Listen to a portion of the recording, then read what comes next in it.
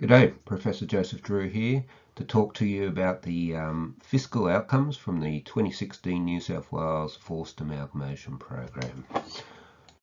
So just to remind people about what happened, New South Wales, which is the largest state in Australia, had a number of forced amalgamations occur May 2016.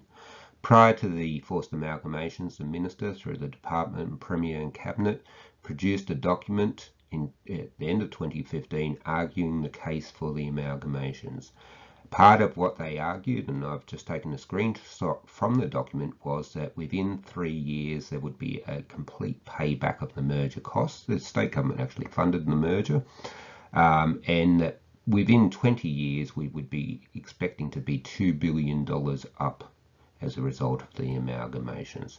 So what I'm going to do here is contrast these predictions with what's actually occurred, and I'll share with you some of my evidence that's just been published in an A-ranked journal. Okay, so as we'll be publishing Public Administration Quarterly shortly, with two of my colleagues from Japan, I did what's referred to as econometric analysis of the empirical outcomes arising from the amalgamations. It's very sophisticated maths. It's the maths that economists do. It's really my trade and stock in trade. And I'm trying to simplify it because I don't think anyone wants to actually hear an econometrics lesson. However, you can be assured it was published in an A-ranked journal. This is completely robust, reliable information, unlike some of the reports that I've read on these amalgamations. So let's have a look at the graph. 2016 is when the amalgamation occurred. That's why you can see the red line there. The top line there, the darker line, is of the amalgamated councils, and the little dashed line after 2016 is what trend would have been expected had the amalgamation had no effect. The bottom line, the grey line, are the non-amalgamated councils. Now what we do in econometrics is we can control for every conceivable variable that we know has something to do with expenditure. So what it really means is by the time we put in all these controls, we're stripping out anything other than the amalgamation itself. So we're comparing apples with apples, and we're just looking at, and we can isolate the effects of the amalgamation. Now you can see from the graph quite clearly that following amalgamation, the total expenditure per assessment increased very sharply in the first year, and that's to be expected because there's amalgamation costs. In the subsequent year, it increased again, and in this last full financial year, the rate of increase is actually sped up. You can see that line's much steeper. Compare that to what happened in non-amalgamated councils, pretty flat with a little bit of speed up towards the end. Now, I usually deal with econometrics, as I said, and the results are presented in numbers, and I'll show you on the next slide what that will look like in the paper. Okay, just to remind you again of what was predicted, this is to the left of the screen here, a screenshot from the state government's document. It said 3-year payback, $100 million average annual total financial benefits to local councils from merger, stronger balance sheets, 1.3 billion in net financial savings generated over the proposed period of 20 years. Let's now look at the table that you can see here. Now the variable that we're interested in is the thing here that says DID, difference in difference analysis. Is the key variable of interest, and to interpret it, because of the way we've set up the model, all you simply need to do is times these numbers by 100 and put a % sign after them. So there's a number of models presented in the papers. That's because as scholars we have to be rigorous. We have to test lots of things, and we have to make sure that any conceivable configuration has been controlled for. The best model, the most reliable model here, is the one that's headed up there, Basic Model 1. And as you can see, if you interpret the results as I just said, that it tells us that on average expenditure per assessment increased by 11.2% as a direct result of the amalgamations. So I'll say that again clearly. On average, as a direct result of the amalgamation, stripping out everything else, we can see that the unit costs for local governments have increased by 11.2%. That was statistically significant at the 1% level. That's the highest level of statistical reasoning. you can bank your house on it.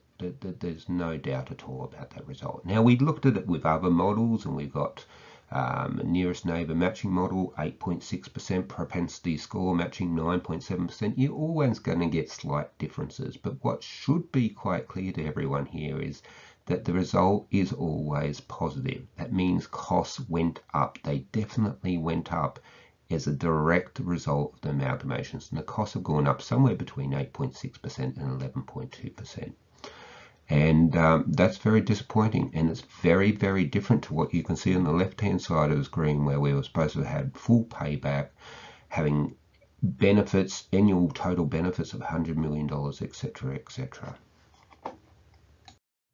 So I'll now walk you through an additional set of econometric estimations that we did by type of expenditure. On the financial statements in Australia, expenditure is categorised. We've got staff expenditure, we have another category, materials and contracts expenditure, another category, other expenditure. Now, they map nicely onto what the government said would actually happen. So we had savings from wages, expenditure and redeployment. That was supposed to be the biggest saving arising from these amalgamations, and that maps, of course, with staff expenditure. We had savings from materials and contracts.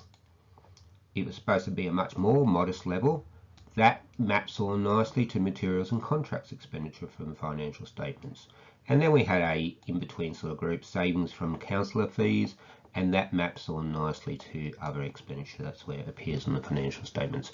So I re-ran that basic model that I presented earlier for each type of expenditure. And what we actually find is that staff expenditure, where most of the savings were supposed to occur, it actually went the other way. Staff expenditure increased 15.2% at the 1% level of statistical significance. Now, that wasn't a surprise to me, because whilst these amalgamation debates were on, I produced evidence and gave it to the government and the public at large, showing that in Queensland, as a result of amalgamations, the staff expenditure actually went up for amalgamated council. So I'm not surprised that the same things happened in New South Wales, but it is a big problem, because that is where most of the savings were supposed to happen, and they haven't happened.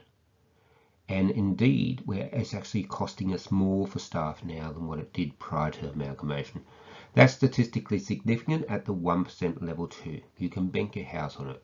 Materials and contracts, the costs increase on average by 5.9%. It's not statistically significant. So what that means is there's a lot of results going each direction. We can't put too much emphasis on that. Other expenditure, it was supposed to reduce to, it's gone up 13.3%, comparing the 3 years before to the 3 years after, like everything else. And once again, that's not statistically significant. So overall, what we can see here is that amalgamations were supposed to save money. They didn't save money. And indeed, where most of the savings were supposed to occur, staff expenditure, we had big blowouts in costs. What's it all mean? Well, on average now, our local governments, it's so much harder for them to stay financially sustainable. And we shouldn't be surprised that we've got things like Central Coast, which was no longer financially sustainable, simply ran out of money. And Cootamundra-Gundagai Regional Council was amalgamated also, that had to put up taxes by 53.5%. 53.5%. These are the results of really bad policy making, and it wasn't a surprise to me. My colleague, the great Brian Dollery, and Michael Court and I wrote many papers prior to the amalgamation showing empirically that they wouldn't work, that they would increase costs, and sadly for the community, that's exactly what's happened. Anyway, in further videos, I'll break this down into even more detail. I'll tell you about why amalgamations often don't work, and try to explain more of what's going on so that people have the truth. People are trying to silence the truth. People don't get to read academic journals normally. That's why I'm doing this YouTube channel, so you can all find out what's really going on. Thank you. Goodbye.